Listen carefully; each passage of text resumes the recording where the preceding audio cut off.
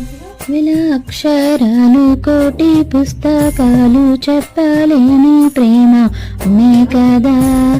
అంతం లేని సొంతం పంతం లేని బంధం స్వార్థం లేని రూప అమ్మే కదా. ఎంత నిండుగా ఎడనిచ్చిన ఎంత తప్పని చెట్టే అమ్మ. కంటి నిండుగా నీరే పొంగిన రెప్పమూయని చూపే అమ్మ. తాను స్వర్గం తాను దుర్గం అని తర సాధ్యం తన మార్గం.